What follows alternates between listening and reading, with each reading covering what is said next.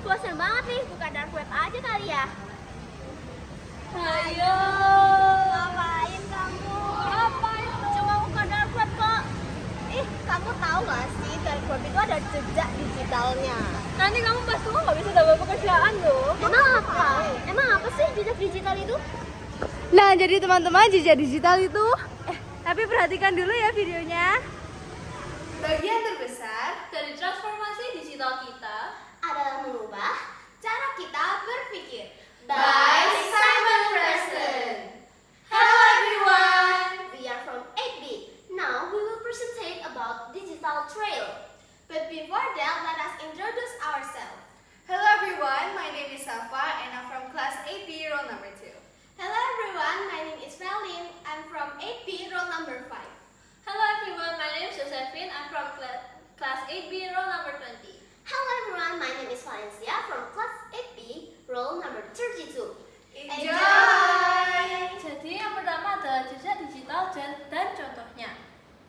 Jejak digital adalah rekaman atau jejak informasi yang kita tinggalkan saat menggunakan teknologi digital.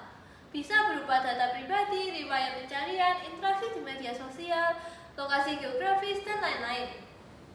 Jejak digital ini dibagi menjadi dua, yaitu jejak digital aktif dan jejak digital pasif. Jejak digital aktif adalah jejak digital yang sengaja dibagikan oleh pengguna. Misalnya mengunggah postingan di media sosial dan berinteraksi dengan pengguna lain melalui komentar atau pesan pribadi. Selain di media sosial, aktivitas lain yang menghasilkan jejak digital aktif yakni menulis ulasan produk, mengisi komentar pada sebuah blog, atau mengisi formulir online. Jejak digital pasif adalah jejak digital yang dikumpulkan tanpa sepengetahuan pengguna saat mereka berselancar di internet. Contohnya ketika kamu mengunjungi sebuah situs web yang tanpa disadari mengumpulkan informasi seperti alamat IP dan aktivitas online kamu, yang kemudian digunakan untuk tujuan periklanan digital. Selanjutnya, contoh-contohnya akan dijelaskan oleh Valencia dan Jovelin. Yang selanjutnya saya dan Ferin akan menyebutkan contoh-contoh jejak digital aktif dan jejak digital pasif. Yang pertama adalah postingan dan komentar.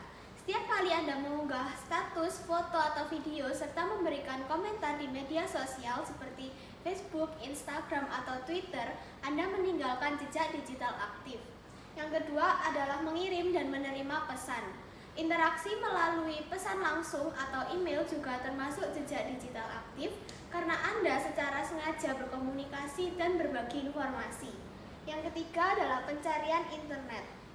Pencarian yang Anda lakukan di mesin pencari seperti Google atau Yahoo tercatat sebagai jejak digital pasif.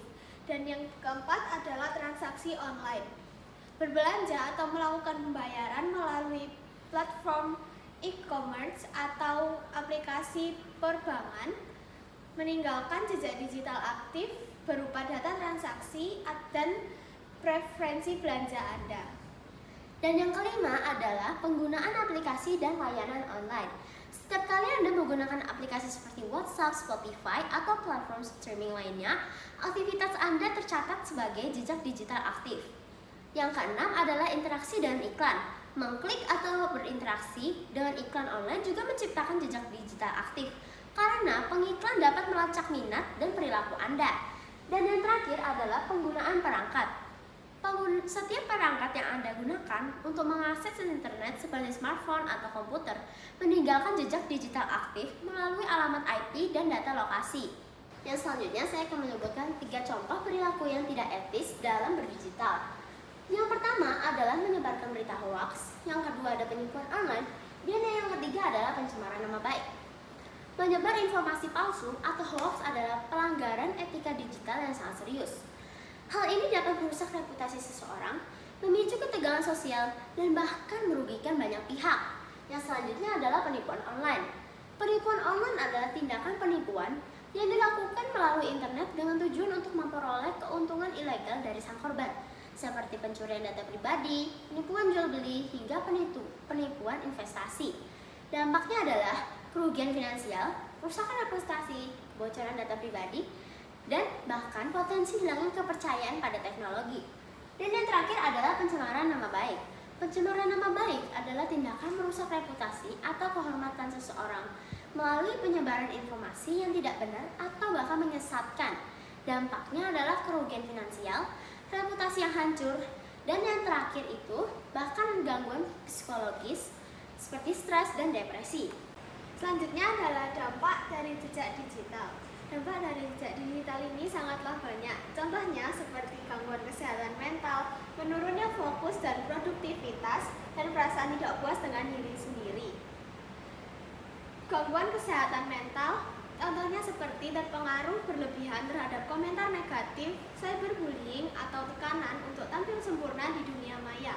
Dampaknya dapat memicu stres, kecemasan, dan kelelahan mental yang berdampak buruk pada kesehatan jiwa seseorang. Selanjutnya adalah menurunnya fokus dan produktivitas. Menurunnya fokus dan produktivitas ini bisa disebabkan oleh kebiasaan mengecek notifikasi dan scroll media sosial secara terus-menerus sehingga bisa mengganggu konsentrasi sehingga pekerjaan atau tugas menjadi tertunda. Selanjutnya, perasaan tidak puas dengan diri sendiri. Perasaan tidak puas dengan diri sendiri bisa disebabkan oleh terlalu sering melihat standar kecantikan atau gaya hidup dan pencapaian orang lain di dunia digital sehingga membuat kita merasa kurang dan muncul perasaan iri serta tidak bersyukur atas apa yang kita miliki. Nah teman-teman, sekarang saya akan menjelaskan mengenai tips cerdas di dunia maya untuk berjejak online. Jadi yang pertama-tama, jangan pernah membagikan data pribadi seperti alamat rumah, nomor telepon, data keluarga, atau bahkan rekening ATM di internet. Mengapa? Karena data seperti itu bisa disalahgunakan oleh pihak yang tidak bertanggung jawab. Pihak tersebut bisa men-scam keluarga kalian dengan nomor telepon kalian ataupun yang lain-lainnya. Yang kedua, kita harus berpikir ulang sebelum memposting sesuatu. Pastikan hal itu tidak mengandung sara ataupun hal yang mengundang sesuatu yang tidak baik, seperti membuli seseorang ataupun yang lain-lainnya. Karena semua konten yang kita post di jejak digital pasti akan ada jejaknya dan bisa saja di screenshot oleh orang lain sebelum kita menghapusnya. Tips yang ketiga yaitu cobalah sesekali mencari nama kita sendiri di Google. Mengapa? Karena supaya kita bisa mengetahui informasi apa saja yang orang lain dapatkan tentang kita.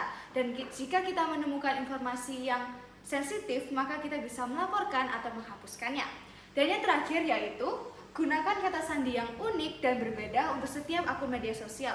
Ini bertujuan agar setiap akun media sosial kalian tidak menggunakan password yang sama sehingga orang lain tidak akan dengan mudah menebak password kalian. Sekian dan terima kasih. That's all from us. Thank you for your attention. Goodbye!